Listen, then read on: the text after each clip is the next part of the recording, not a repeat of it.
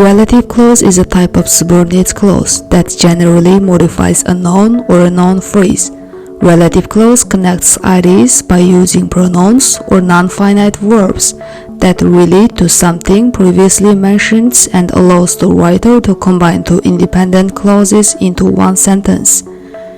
In English, relative clause is introduced by relative pronouns such as which, that, who, whom, whose. For example, the book that she read was important to her. Here, the relative clause is that she read, which modifies the previous noun, book. In Kazakh, the relative clause is not introduced by a relative pronoun or any other pronoun. On the other hand, the predicate of relative clause is marked by the participles and the modified noun follows the relative clause instead of preceding it. For example, ол оқыған кітап оған өте маңызды. The book that she read was important to her. Here, the relative clause is ол оқыған, that she read, and this relative clause modifies the noun кітап, book, which immediately follows the relative clause.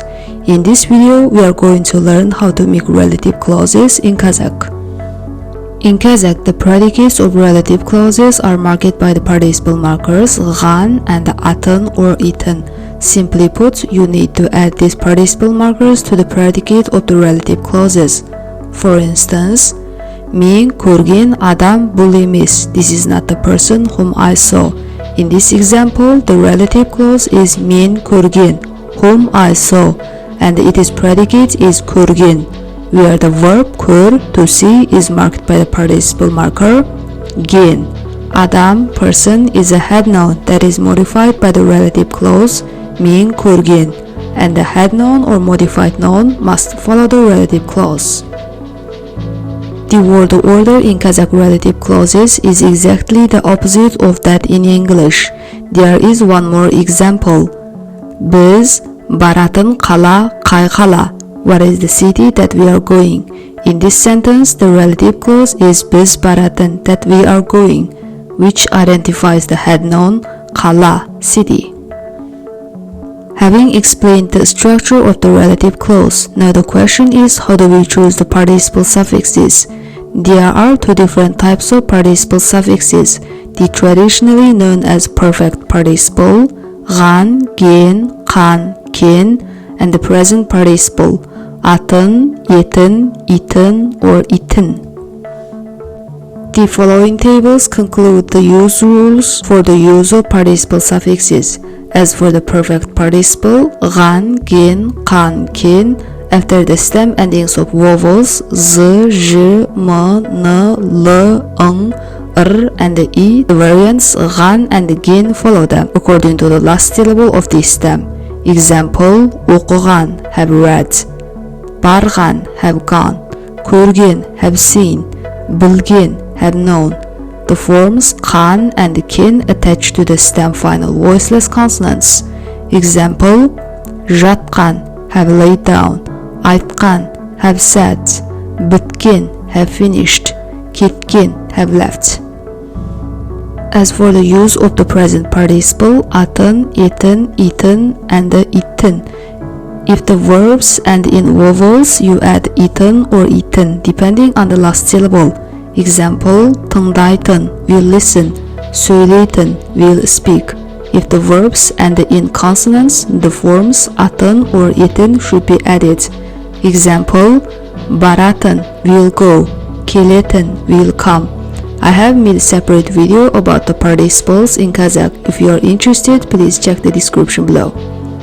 In relative clauses, the perfect participles ған, ген, қан, кен refer to the event that happened in the past. For instance, біз кеше көрген film өте қызықты екен. The movie that we saw yesterday was very funny. Here the events biz kişi көрген that we saw yesterday is happens in the past, and thus you should use the perfect participle gen. Whereas the present participles атын, етін, iten, or iten indicate the event that will happen in the future or the habitual event that happens on a regular basis. In the sentence, Соңғы қатарда отыратын оқушы көп сұрақ сұрайды. The student who sits at the back row asks a lot of questions. The relative clause соңғы қатарда отыратын is a habitual event or regular action, so you should use the present participle атын. According to the syntactic functions of the relative clauses in this sentence, i.e. whether the relative clause is the subject, object, or predicate, the case suffixes must be added to the head noun or modified noun, the noun that is modified by the relative clauses.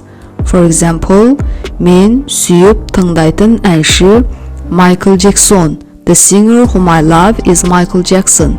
In this example, the relative clause мен сүйіп тыңдайтын әнші is the subject of the sentence, and thus the head noun әнші, singer, is in the nominative case, which has no ending. However, in the following example, biz ертең баратын жерді ешкім білмейді. No one knows the place where we will go tomorrow.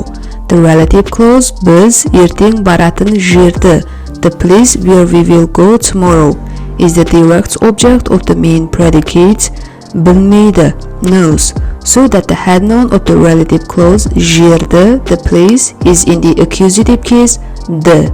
There is another example. Ол мен айтқан сөздерге сенбеді. She or he didn't believe the words that I said. The relative clause мен айтқан сөздерге, the words that I said, functions as the indirect object of the predicate сенбеді, didn't believe. Therefore, the head noun of the relative clause сөздерге takes the plural suffix der and the dative case suffix ge. There are more examples of relative clauses that may help you to better understand their uses. Қазақтар жақсы көретін тағам бешбармақ. The food that Kazakh people love is бешбармақ. Мен ең ұнататын маусым көктем. The season which I like the most is spring. Біз ылғи алатын алма бүгін дүкенде жоқ екен. The apple we often buy was not in the shop today. Көп адамдар ұнататын әнші Michael Jackson. The singer whom the most people like is Michael Jackson. Мен бұл нәрсені сататын адамды білемін. I know the person who sells this thing. Сенімен сөйлескен кісі менің бауырым. The person with whom you spoke is my brother. Оның айтқан сөзін ешкім түсінбеді. No one understood what she or he said. Ол алған машина өте қымбат. The car that she or he bought was very expensive. Мен кеше киген шапанды қайда жібердің? Where did you put the jacket which I wore yesterday? Жасаған тағамыңыз өте дәмді болыпты. Маған қатты ұнады. The food you cooked was very delicious. I liked it. There are the introductory explanations of relative clauses in Kazakh. In the next video, we will dive into more detail. I hope you enjoyed the video. If so, please hit the like button and subscribe to the channel. Thank you very much and see you in the next one.